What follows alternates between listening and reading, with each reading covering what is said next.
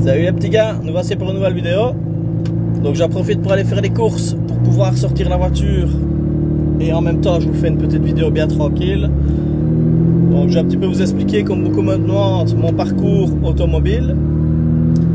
Donc je vais un petit peu vous expliquer. Donc j'ai eu mon première voiture à 17 ans et demi. J'avais pas encore le permis. Et j'ai eu ma première, c'est une CRX 16i16, 130 chevaux. Ça c'était vraiment le rêve absolu d'avoir ça.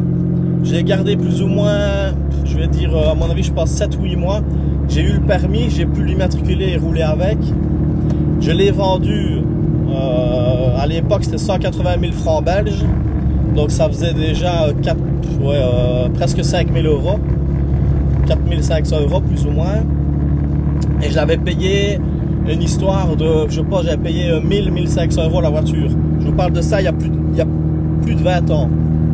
De là après j'ai vendu la voiture, j'ai fait une petite erreur dans mon parcours automobile. J'ai acheté une ancienne Mini Cooper S des années 70.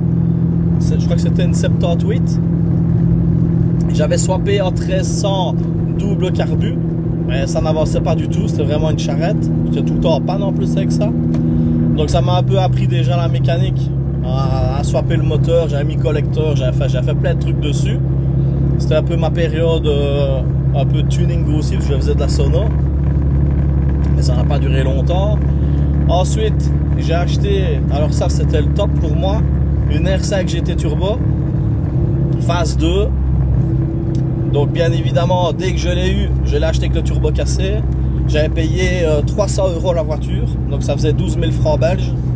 Donc direct, j'ai réparé le turbo. J'avais racheté un turbo d'un copain qui roulait lui en R5 GT Turbo, il en avait un de stock. Donc je l'avais racheté, je vais dire peut-être pour même pas 100 euros. Donc ma voiture m'a coûté 400 euros. Et là, j'avais mis de la pression turbo, j'avais mis un échappement. Enfin, à l'époque, je bouffais pratiquement tout le monde avec cette voiture-là. Je vous parle de ça à l'époque, donc ça marchait super fort. Je devais sortir à mon avis 145-150 chevaux. Ça pesait rien du tout. J'avais juste 2 sièges baquets vidés à la tôle. C'était vraiment la toute bonne époque, quoi. Celle-là, je l'ai gardée pendant un bon bout de temps. Et entre-temps, j'ai acheté d'autres véhicules. J'ai une Smart, une petite Smart pour rouler tous les jours, pour aller bosser. J'ai acheté une Clio 16 soupape.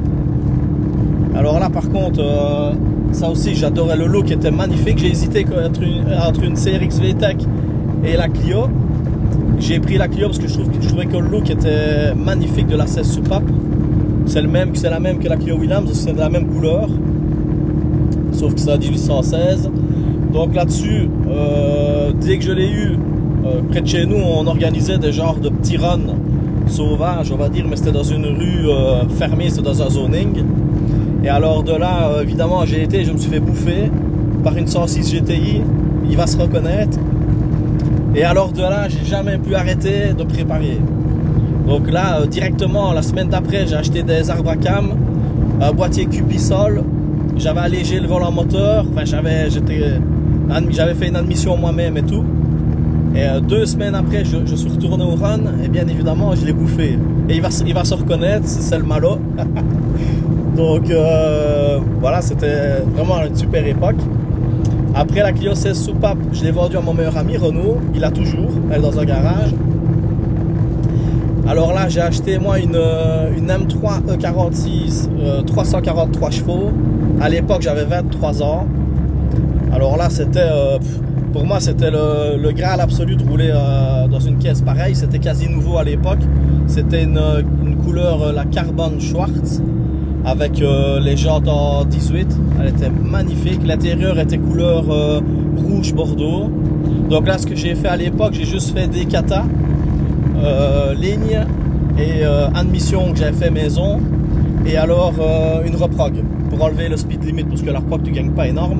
Mais elle marchait super fort. J'avais sorti 358 chevaux, si mes souvenirs sont bons. Et quand on sait qu'elles ne sortent déjà pratiquement jamais leurs chevaux, donc ça marchait vraiment du tonnerre. Et en même temps, j'ai acheté Donc j'avais acheté ça. J'ai eu une Subaru Impreza GT préparée aussi. La Subaru, donc je l'avais en même temps que la M3. Malheureusement, j'ai écrasé la Subaru. C'est mon seul et unique accident. J'ai même encore la broche ici dans le bras. Donc ça, je m'en souviens bien. Donc j'ai écrasé ma Sub. Et en fait, je vendais ma Subaru pour me racheter une Supra déjà à l'époque. Parce que j'avais pas les moyens. Une Supra, il y en avait une dans un garage. En fait, c'était une grise dans un garage Toyota. Elle avait 40 000 km et il la vendait 15 000 euros. C'était 600 000 francs belges. Et à l'époque, j'avais pas vraiment énormément d'argent parce que j'avais acheté la M3 à crédit. Donc malheureusement, j'aurais pas su faire autrement que de vendre une caisse. Et malheureusement, j'ai écrasé la Sub. Donc ça m'a fait un gros trou dans mon budget.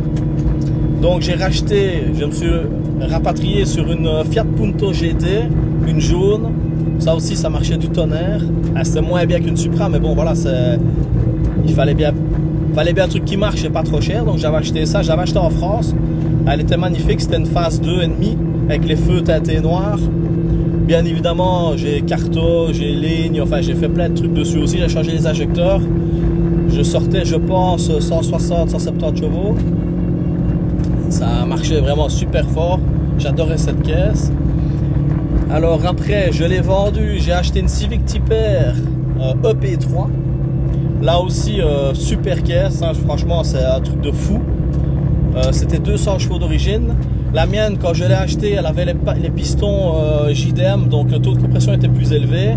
Parce que le premier propriétaire avait sûrement eu une panne. Et on lui avait remis les pistons JDM. Donc elle sortait, elle marchait vraiment du tonnerre.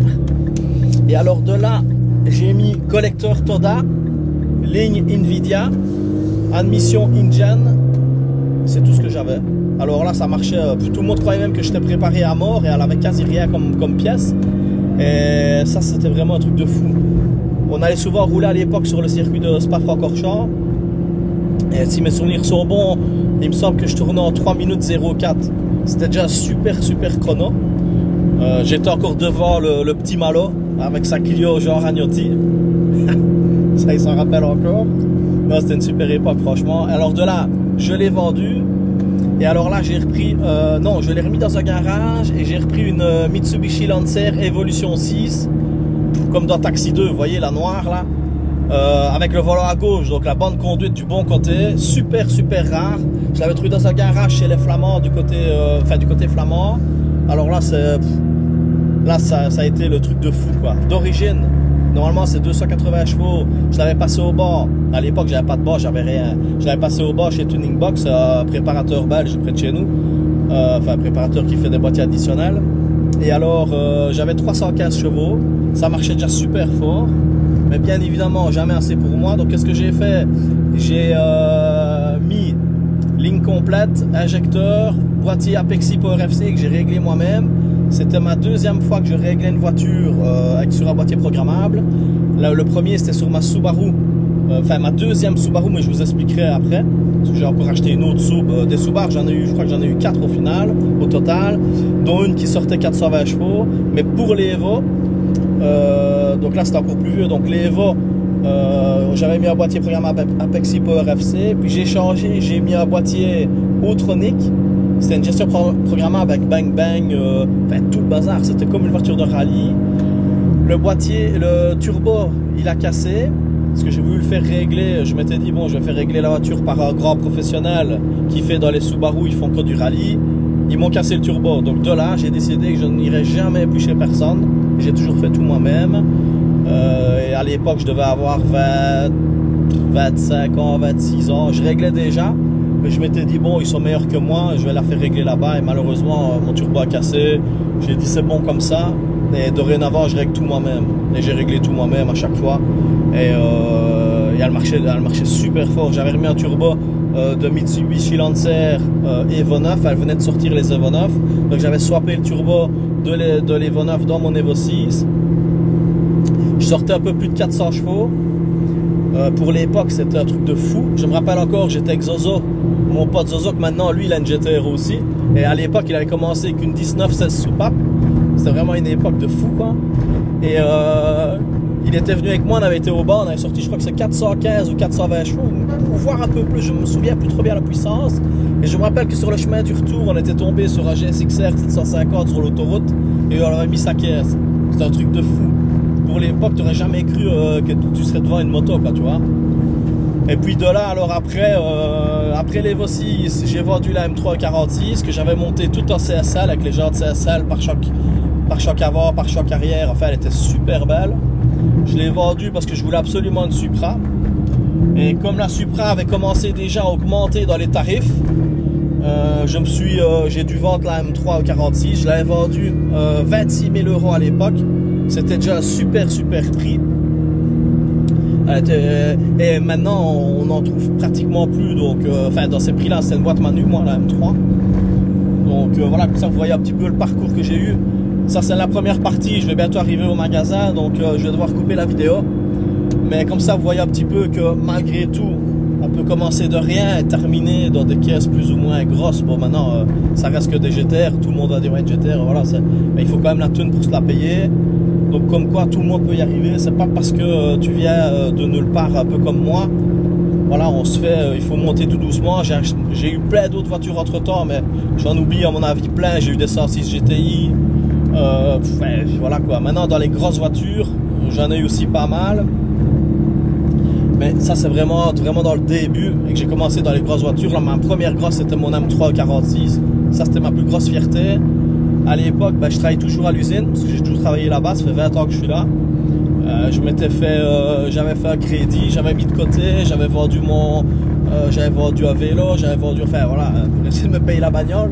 Mais je l'ai eu. Et au final, j'ai pas perdu d'argent, j'avais même gagné de l'argent parce qu'à l'époque, la M3 avait eu une petite baisse après 2 ans. Quand elles sont sorties après 2 ans, elles ont chuté et c'est à ce moment-là que j'ai pu me la payer. Et alors après, elles sont remontées, je l'ai vendue quand elles sont remontées. Donc j'avais fait vraiment une super bonne affaire. Avec cet argent-là, j'ai pu faire l'achat d'une bagnole, d'une Supra.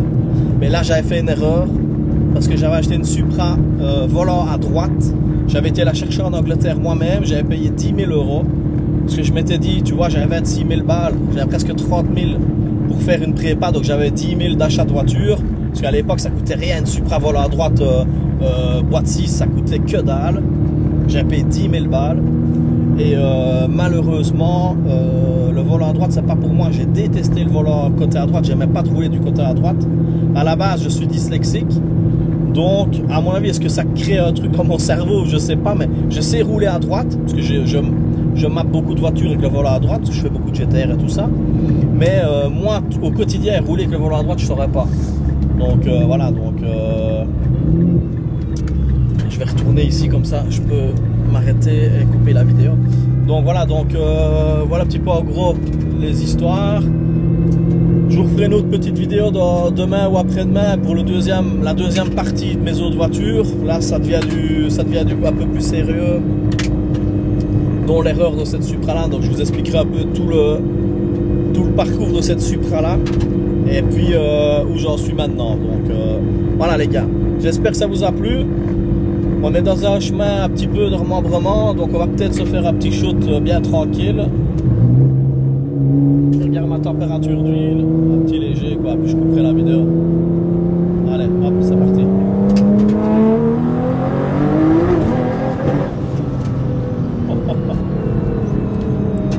Allez les gars, merci à tous, je vais aller faire les courses et à bientôt, ciao ciao. Et encore merci, on est 27 000 sur la chaîne, j'ai oublié de le dire. N'hésitez pas à vous abonner, un petit pouce bleu, ça fait toujours plaisir. Commentez, dites-moi ce que vous voulez comme vidéo. Maintenant, en confinement, je ne sais rien vous faire comme vidéo avec les abonnés. Pour le moment, on est fermé, donc ça va être un peu dur. Dès que la période est relancée, on va refaire des vidéos avec les abonnés, passage au bord, on fera un petit peu des essais sur route, tout en respectant la limitation. Donc voilà les gars, merci à tous et à bientôt et courage, ciao ciao, portez-vous bien.